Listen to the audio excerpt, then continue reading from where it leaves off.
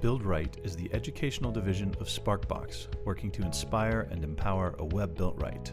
For more information about Build Right or to have one of our workshops at your company or event, check out buildright.io. If you'd like to have Sparkbox help you make your web better, visit csparkbox.com.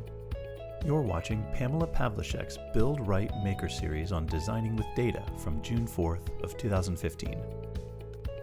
The Build Right Maker Series is brought to you by the folks at Sparkbox and these generous sponsors. DataYard, performance-driven cloud hosting for kick-ass websites and applications. Campaign Monitor, a simple and elegant email marketing software for business. Shopify, a hosted, theme-based e-commerce platform. Harvest, simple time tracking, professional invoicing, powerful reporting software. Additional thanks to our secondary and giveaway sponsors for their help in making the Build Right Maker Series possible. I always like to kind of start with a story. So this happened to me just recently. A lot of what I do is field research. So I was in the field, I was having a conversation with somebody. We're sitting together in front of a phone and talking through, the things that this woman normally does. And she starts going like this, like as we're talking, I'm like, people are weird, that's cool, I'm cool with that, but she keeps doing it, I'm like, then so I'm start doing it too, and she's like, why are you doing that? And I said, I don't know, I was just kind of going with the flow, we got a vibe going or something. And she said, I'm just doing this for, my app, because that will count how much my movement for the day. And I want to make sure, I'm sitting here, I want to make sure it's still tracking things. And so, more and more I have these moments where data is embedded into our everyday lives and thinking about this. And as I said, I've been doing field research for a long time. So what does that mean? I have a lot of conversations with people about how they're using technology, what their relationship is. I'm observing people, I'm following them around, having them do diaries, all that stuff. But a couple years ago, I said, you know what, I really want to understand more about how people are weaving technology into their lives. And data seems to be a huge, huge part of that. And so I set out to learn a little more about data. And luckily, I have a company where we are research and strategy. That's all we do.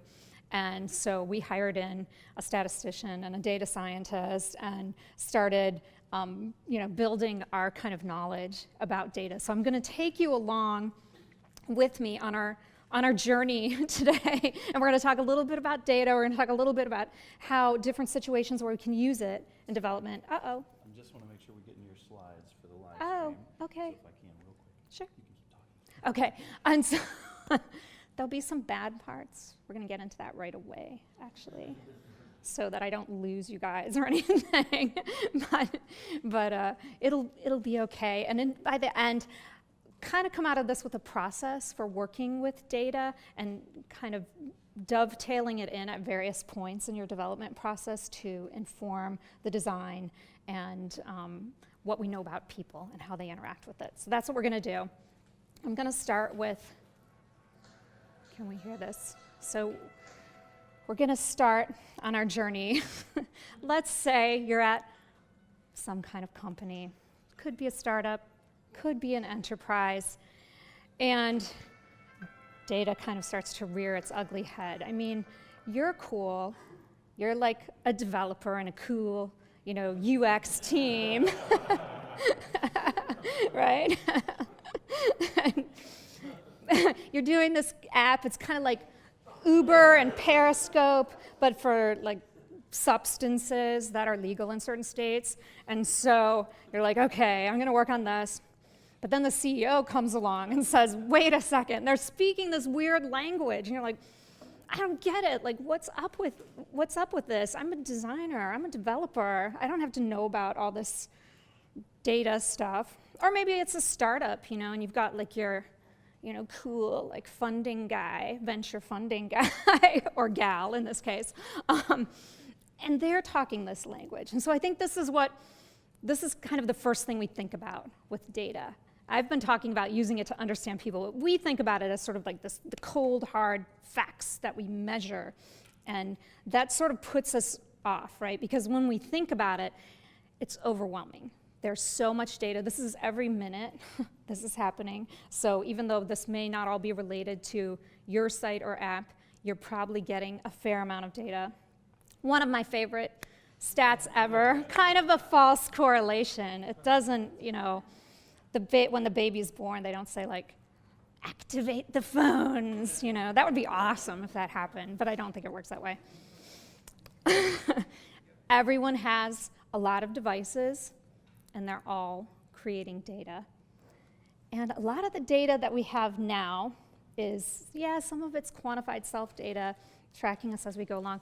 A lot of it is not so great. It's surveillance data. This is a cool project called FloodWatch. You can put this little plugin in your Chrome browser, and it will track, it will show you all the ads that are being displayed to you, so you can get a sense of who you are. And the guy who developed this actually then went a step further and had Mechanical Turkers look at his ads and tell a little bit about who he is, like who are you based on these ads. And I think that's an interesting exercise, right? Because he is, you know, guy in his 30s, married with one kid. The people who saw the ads said, oh, he's like in his 60s and can't get around very well, or he's not very web savvy, or this or that. So they came to these wrong conclusions based on that data. And that's kind of another problem that we have there, right? It's just too much, and it maybe isn't quite right. Now, this is from an interesting study that there's a lot of dashboard companies, and one of them called Domo did a pretty extensive study of, probably for their venture funding or something, but at any rate, of how do decision makers and companies see data? What are their frustrations? What's good about it? What's bad about it? And you can see it's all these problems that people don't know how to use it. They don't have access to it. It's not all fitting together somehow. We have false correlations. This is one of my favorites, besides the baby one. So you can see if more chocolate is being consumed per capita, the Nobel laureates appear to go up. So Switzerland, there's so many good reasons to be in Switzerland. Now here's another, just by eating a chocolate bar, perhaps. And then there's this story. This is the one we all know in the web development, mobile app development world, right? The 41 Shades of Blue. Do you guys know that story with Marissa Mayer? So it's kind of infamous. It's a few years ago, but they decided that they couldn't decide what shade of blue to use. This was when she was at Google. And so they did a massive series of A/B tests on 41 shades of blue to come to the perfect shade of Google blue that you guys all see right now.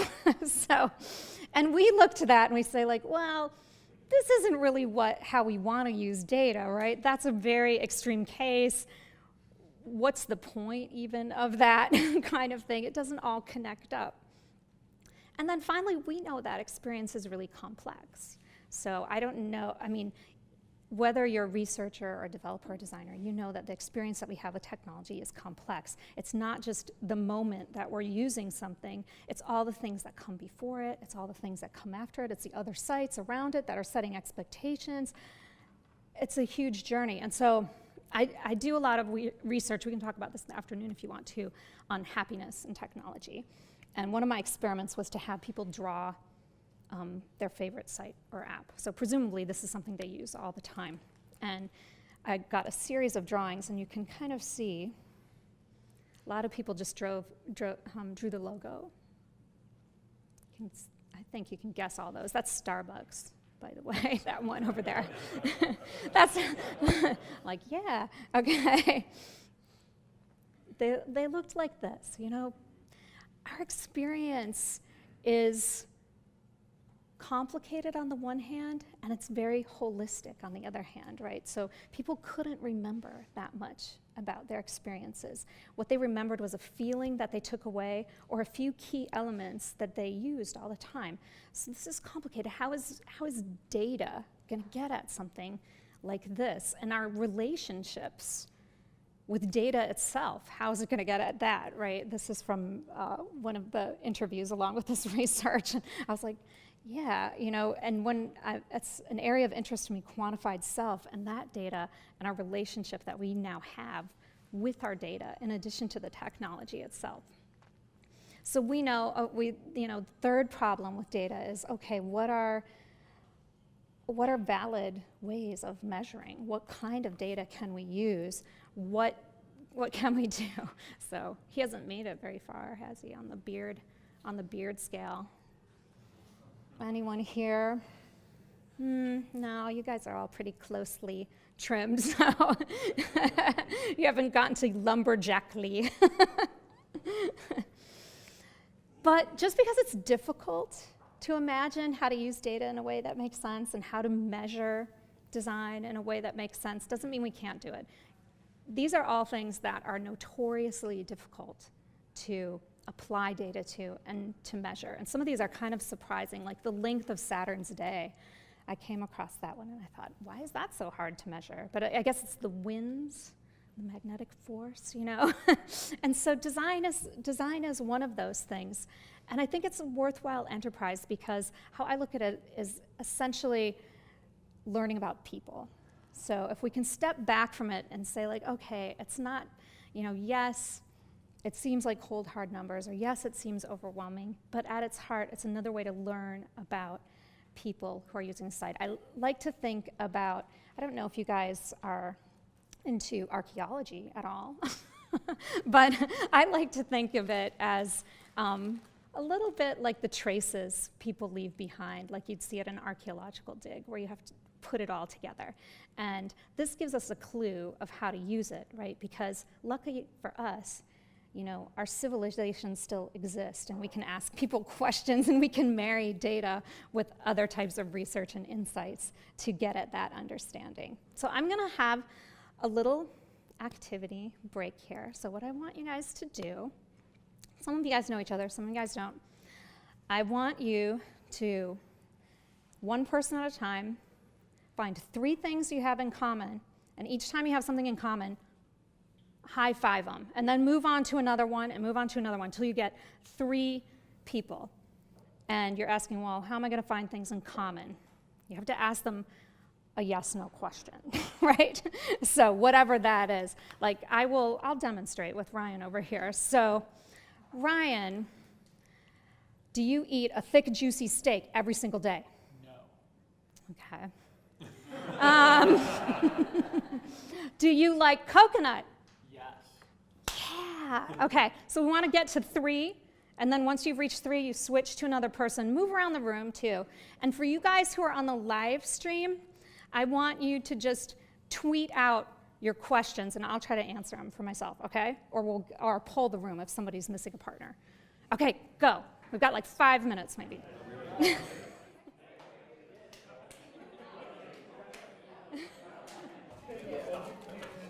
So, okay, guys, what did you learn from that activity, if anything? It's easy to find a lot of comments. That's true. That's nice. It is true. It's what? Easy to hack things, like ask commonalities. Yeah. So if you don't want to engage, you can choose very easy things like, did you drive here today? Yeah, interesting. And how many of you guys, did you look for things that had a yes answer or that had a no answer? Yes. Okay. I hear some people a mix, some people just yes. And what kind of questions did you guys ask? Any good examples? Did anyone come up with a super special question that you're really proud of? Are you awesome? Virtual high five to everybody. Okay. That's cool. I started with a specific of you have a dog, but Yeah. then the guy knows, so expanded that to pet. Yeah. Generalizations, and then got more answers. Yeah. Yeah, so you guys actually learned some stuff about data in that exercise. So there was a point to it besides just being fun to high-five people, which I love. But we have a relatively small number of people in this room. But if we had tallied up all the answers, right, you have maybe, I don't know, 35-ish people in here, 40, 50, I don't know, each with 3 sets of 3, right? So that's actually a lot of data. I think the other thing that we learned is if we didn't decide at the outset to collect data, right? I didn't say like, oh, this is about data, you guys, and I want you to collect it somehow. How might we have done things differently if we had decided that ahead of time? Any thoughts about that? Yeah, we would have come up with specific questions. We maybe would have come up with specific answers that were acceptable, whether it's yes, no, or a rating scale, or whatever, that kind of thing. Anything else that you guys think would?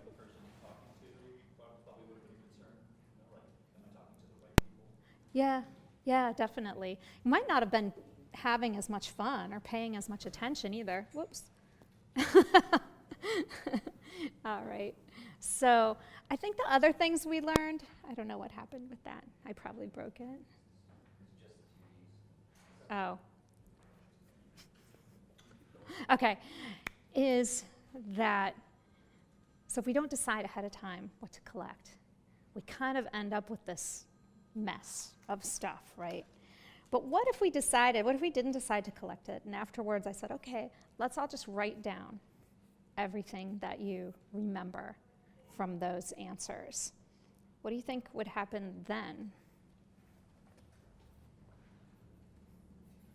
You forget half. Yeah, so you'd forget some of the data. It would be less reliable, maybe, than when recording it, although if you were recording it in the moment, it might not be totally reliable either, because we're human beings and we're recording it in our own idiosyncratic ways. Or some of you might have wanted to do hashtags, some of you might have written down words, some of you did tallies, you know, whatever you guys came up with. And then, even with that, though, do you think we could use that data for anything? Even if we decided after the fact, we would remember it and we would just write some stuff down and then we collect it all like at the front of the room. I'm not gonna make you guys actually do this. Some of you guys are looking scared, like, oh no. I'm gonna have to remember this stuff. Yeah, we still can use data like that. This, in a bigger data sets, you have to clean the data up, right? If it's a smaller data set like this, we'd have to tag it. We'd have to throw out some of the data. We would have to say, okay, this is pretty close, but we're gonna account for bias by factoring in, say, like a 10% reduction in reliability to this data because of our memory or that kind of thing. So, so you guys actually did learn a lot about data in that whole exercise. Let's see if we can get this up. Yeah, sure. So, no problem at all. So I think, we tend to think in dichotomies too when we think about data. We think about quantitative and qualitative, right? So we think numbers and stories, and that's a pretty easy way to break it up in some sense.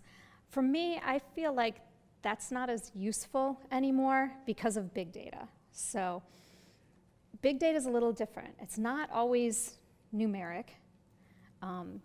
It's not always, tallies, although a lot of it is, like you would say quantitative data is. But it is collected by machines,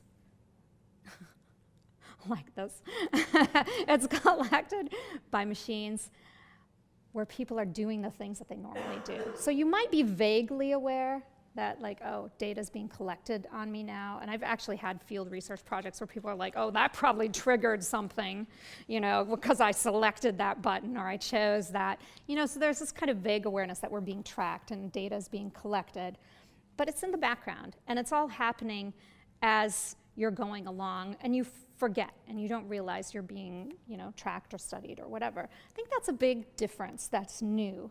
And so I tend to divide data into big data, which is this, machine collected data and about us as we're doing the things we would normally do.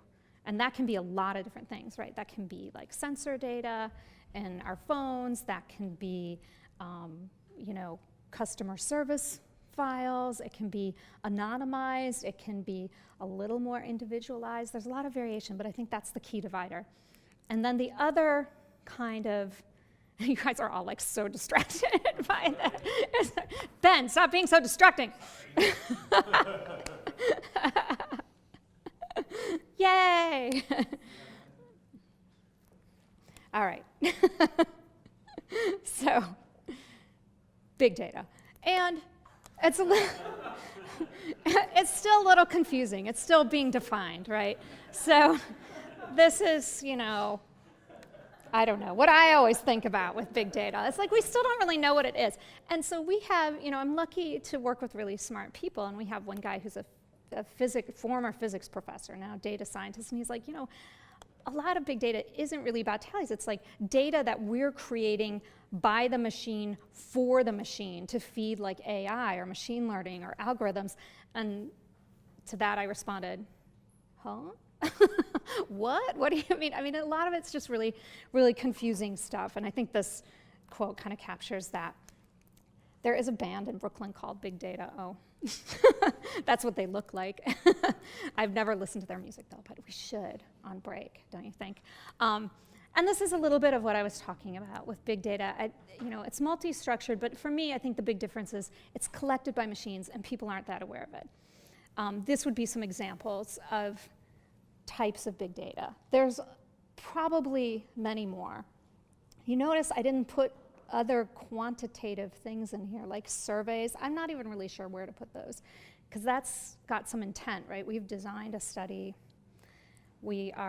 People know they're taking a study. They know they're answering questions, even if it's like an intercept and it pops up randomly. So that doesn't fit in neatly to either of my categories, because my other category that I find to be helpful is what's called thick data. And so you guys are like, wait, that's just like field research. And I'm like, yeah, it is. But usually what happens to it is it's tagged, it's categorized, it's used in various data-like ways. So think about doing like ethnographic interviews where you're going into people's homes and you're observing them. You are getting a transcript of that, and then that's coded up with categories to say like, oh, this was about this theme, this was about this theme, this was about another theme. And so I think the big difference with something like that is that people are very aware of data being collected about them. Even if you try to be very neutral and you try to sink into the background and you try to fit in, and there's lots of different approaches to that, right? Like if you're thinking about anthropology, there's two big camps. There's the camp where you go native and you try to fit in, right, with the culture. And sometimes that can be easy to do if you're studying an app that is, I don't know, like a science fiction, TV network kind of thing, and you're really into it and you fit in with everyone in there.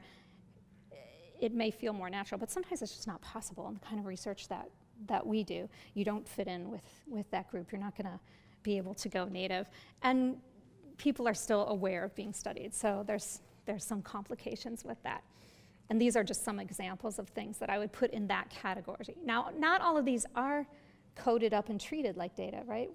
We do tons of usability lab or remote studies where we don't classify and code and track that information. You guys probably do that too, where you're just trying to learn, like, how do I make this better? Like, is this feature does this make sense to people? Do they see the nav? All that kind of thing. But you can treat it like data and track it. And we do that across all of our studies. There's certain things we track. One thing I got interested in a couple years ago was the hamburger menu, because I wanted to see, like, okay, do people get what that is? And when we started tracking it across projects, which are typically 10 to 20 people in a usability study, we would find that, 2 years ago, 2 out of 10 people knew what it was. And then moving along, oh, it's 3. Now it's kind of about 7, I think, out of 10 know where that is. So just by tracking that data and treating it as, picking a category and treating it as data, we're able to get something different out of it. And same with diary studies. Tagging is kind of a typical thing that you would do. And so why am I talking about all this stuff anyway? Like, who cares? What is the difference between big data and thick data?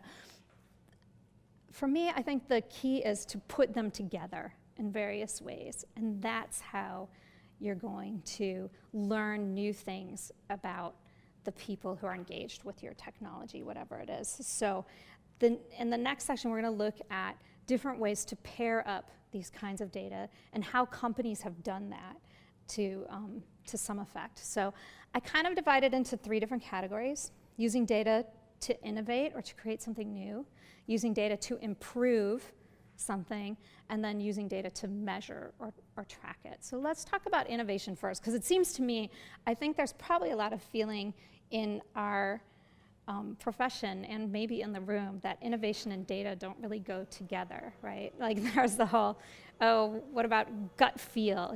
Steve Jobs, he never did any research or used data or anything like that, and kind of this intuition about what's right in design and what's not. But there's some really good examples of companies that are doing this. So this is IDEO. They have a whole kind of part of their organization called Hybrid Insights, and what they do is combine larger data sets, so big data, with more ethnographic or interviews or that kind of data. This is an example of one of the apps that they've used to do that, where they use a public data set about health information and combine that with interviews. And what they're looking for in this kind of context where you're innovating is for outliers a lot of times. So not what are the averages in the big data, not what are sort of the norms that we're seeing or the correlations with a strong R squared. We'll talk about that later. But they're looking for the things that are outside of that sphere, and they're able to develop new and innovative products based on that. This is Nordstrom. So they got into a little trouble for this, but they're pretty famous for combining social media analytics, customer service stuff, even web-based analytics with kind of a lean UX approach, right? So they will go out of the building, in other words, to do research, but it's going to be based on what they have in their data set. So they used to have an innovation lab. Now they've just kind of filtered it into the rest of the company to look at that piece of it. But they have gotten into some trouble because they started tracking people in store, and they weren't really aware that they had opted into that experience, and so they started getting these creepy messages like, oh, to your left is a purple shirt you might really like, or that kind of thing. So you have to be careful with it. But the point is, and I think that's why data science actually needs user experience folks, because empathy is sort of built into what we do, and it's not as abstract, that distance from human beings, as it is when you're working with a really large data set. And so I think that's another way to combine the two.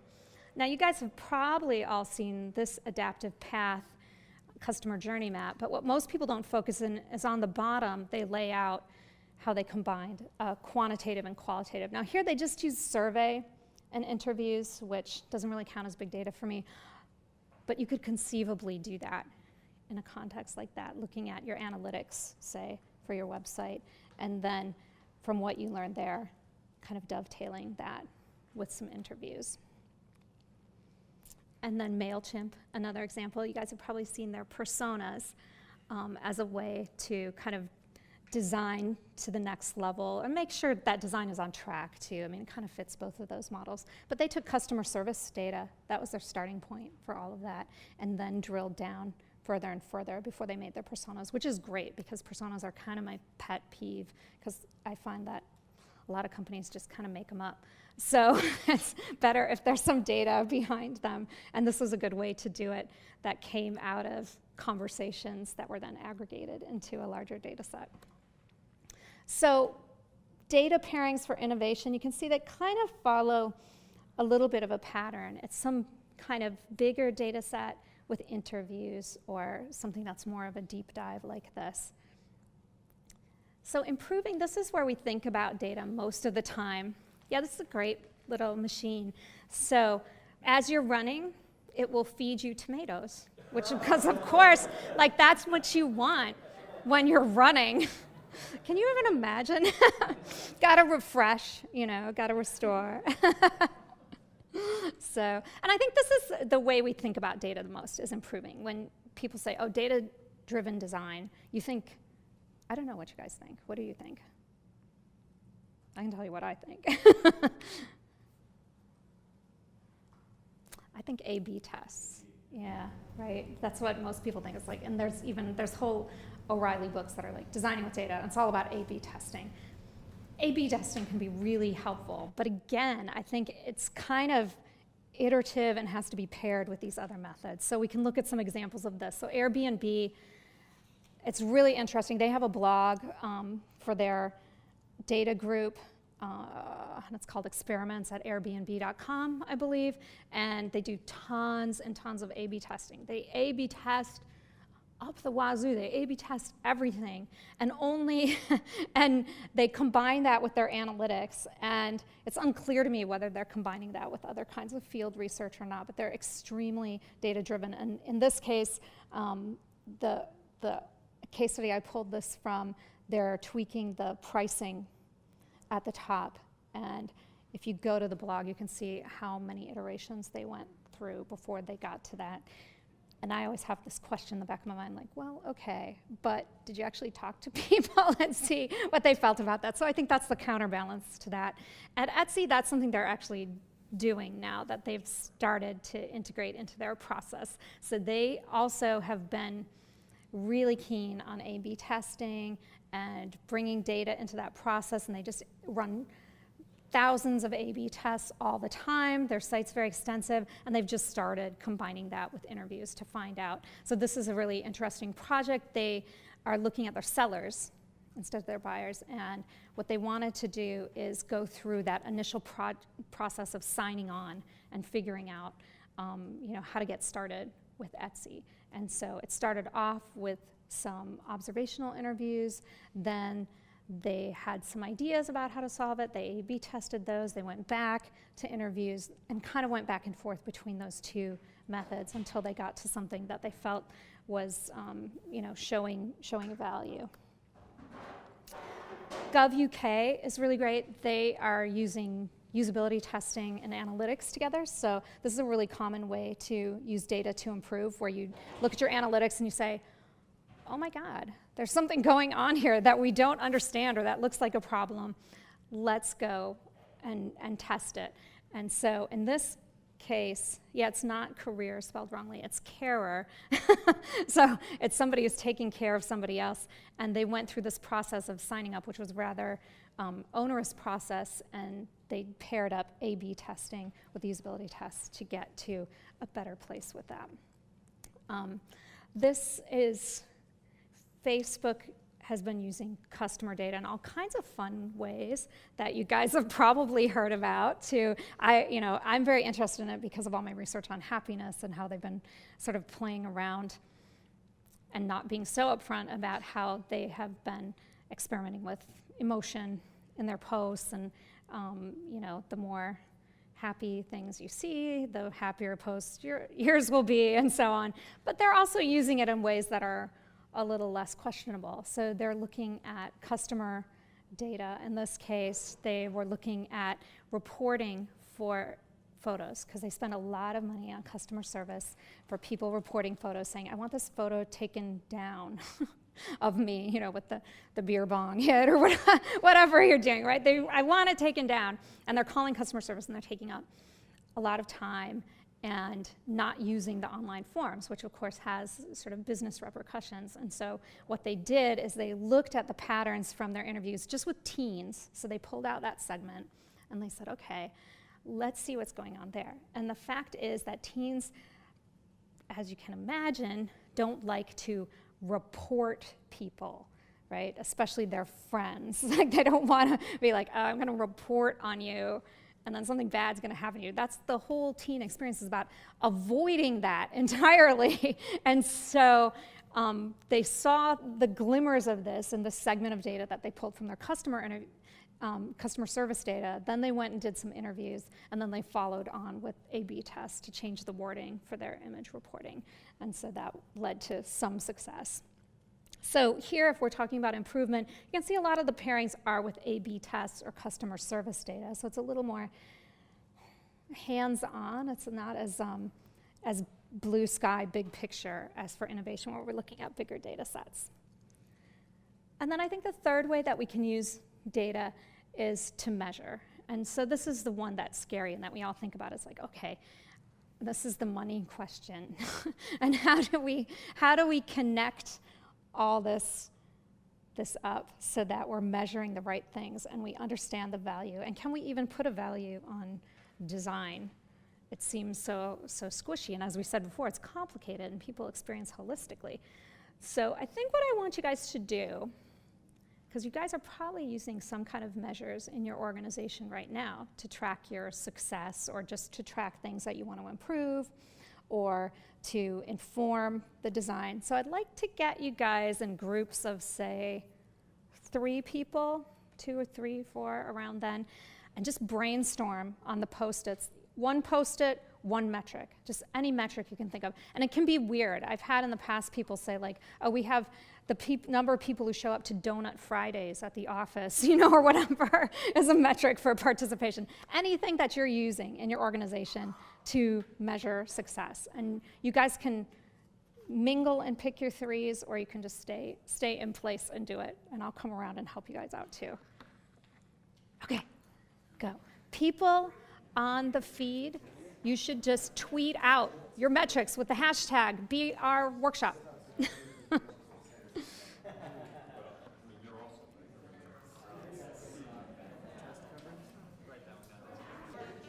So I'd be curious to hear a couple of the groups kind of walk through what they ended up with. So does anyone want to volunteer? Like, do you guys have any metrics that you thought like, oh wow, this is one that probably everybody is tracking? Any like that come up? Time tracking. Yeah, time tracking. That's true. They're really, it's funny to think about, but I don't think there are a ton of metrics that everyone tracks, except really high level ones, like time tracking. Revenue would be one, kind of a big one. Conversion rate. And then after that, it kind of breaks down into what's relevant for your organization, right? So does anyone else have some like really unique examples of that you guys came up with? Yeah, Jeremy. Like number of people that attend and speak and write about things they're learning. Okay. Building tools about things that they want to learn. Oh, okay. Cool. Interesting. Anyone else? Yeah. One of my clients measures a lot of their success in support requests, so it's not necessarily business, but if they get a ton of people confused, that they consider that a failure. Yeah, that's interesting. Okay. Anyone else want to walk through a few of theirs? Oh, go ahead, Ben. I probably shouldn't say this because a bunch of folks from Sparkbox are here. But I always look to see, like, are people eating together? That's an important thing for me to measure culture, because I feel like if people, in the 1 hour where they kind of get to really choose what they do, if they choose to be together still, then maybe we're doing something right, Yeah. I don't know. That's something. No, that's Do you have that in a absolutely. spreadsheet, like by person? No. No, but that's absolutely true. I mean, like, that reminds me of like Cleveland Orchestra started. Oh wow, it's Ohio. That they measure. They're trying to figure out how to measure audience engagement, and so they started counting number of standing ovations for performance. Kind of similar to that, although they did count it, but still, I think that's, it's hard to think through what's going to be meaningful. And so eating lunch together, I think that's a really great example of one that's meaningful. All right, how about some others? Just throw some at me here. So some of these are related to kind of employee happiness, a few of them. What about related to a website or an app or a technology that you're developing? Yeah. We had like AOV, average order. Mm-hmm. average. Yep. Yeah. So another kind of revenue tied one. How many people are visiting our blog or Yep. like and reading our articles every day? Yep. We implemented for a client the simple yes, no, is this helpful? And in fact, and totally revamped all of their information. They have a ton of data. Oh, wow. Interesting.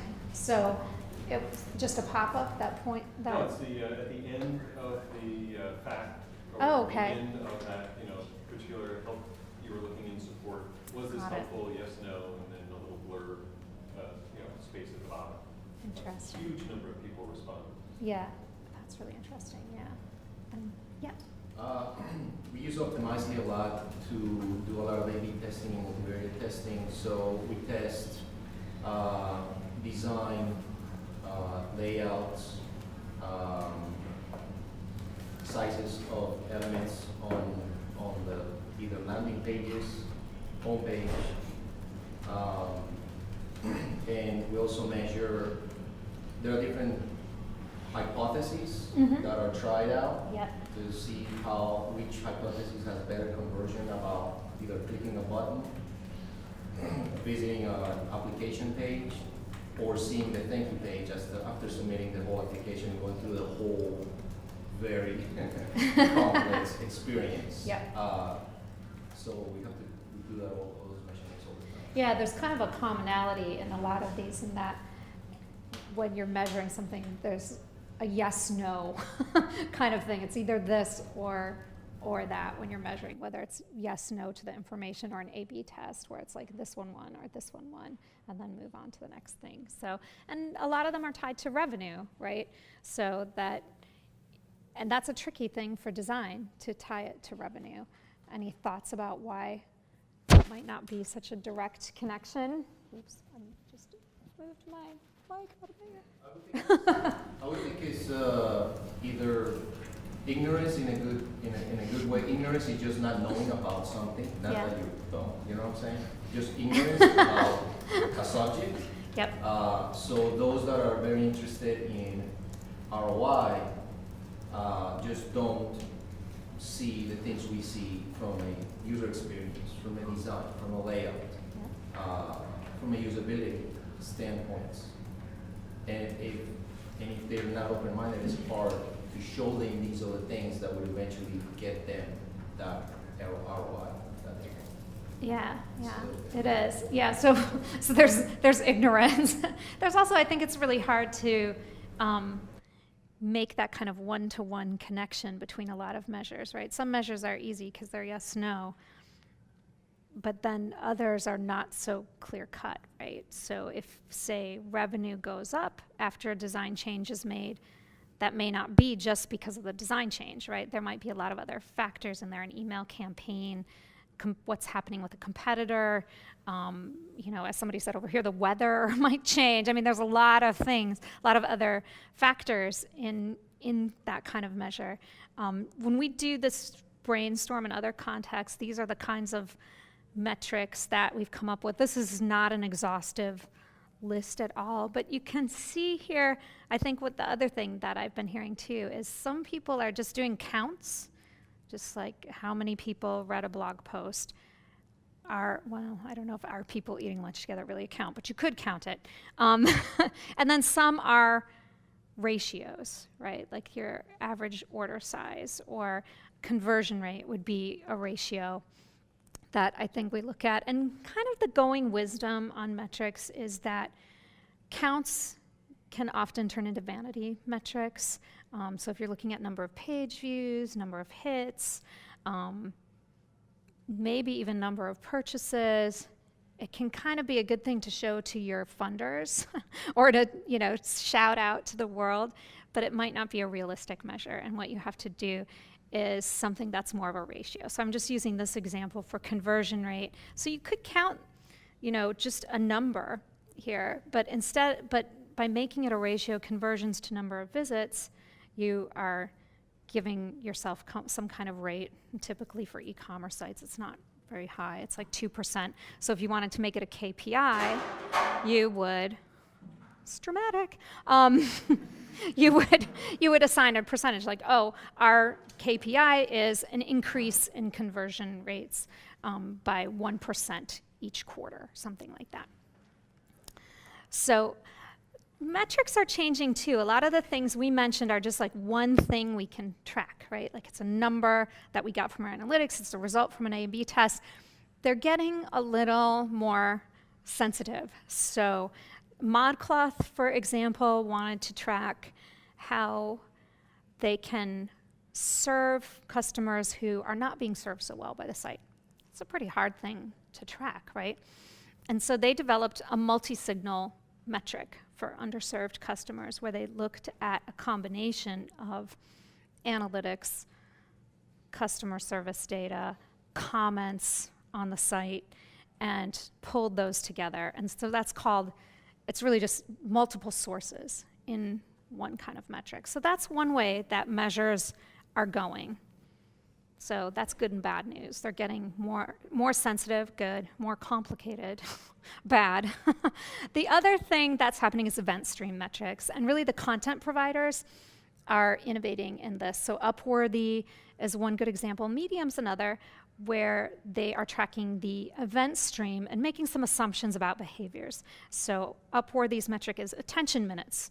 So they're famous for clickbait headlines, right?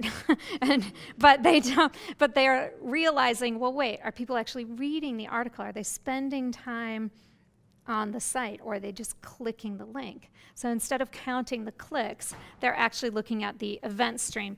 Did a person click and then scroll at a certain rate to a certain level in the page?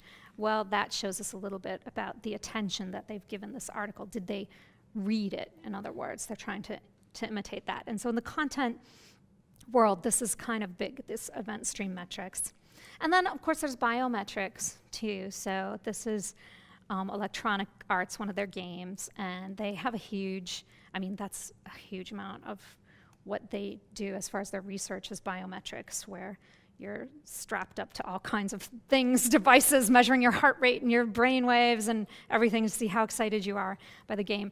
And of course that ties into the metrics that they use. Is it a successful game? Oh, did it get people really like agitated and excited? And to what level they even, have put a number on it, basically. So this is the kind of way that measures are going. And then I think instead of having this grab bag of individual metrics, what's happening is that different frameworks are being developed for metrics. So this one is really kind of geared less toward design and more towards revenue and money, but this is called Pirate Metrics because of the R, right? And it's designed for startups. And it gives you a sense of, okay, so you have some acquisition metrics, you have activation, meaning like, did you have a first-time experience with the site or app? Do you come back? Are you telling somebody about it? And then what's the end result for the revenue in that? So this is one good framework to use, because I think what happens in an organization is each department has their own metrics. And if you're working as an outside consultant, you know this too, is that your client has metrics that they're tracking, and they're not necessarily sharing them all with you, or they don't know what they all are, right? And so by coming in with a framework and saying, okay, let's see if we can fill this out and track this down and see where all these are coming from, you can kind of get to that point where you're using them. HEART, this is Google's framework that they use. This is the one that I tend to use the most with clients.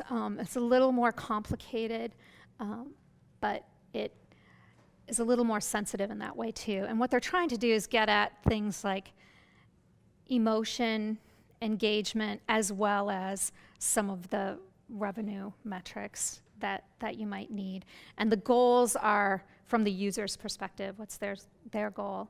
The signal, okay, what's telling us that goal has been met or not met?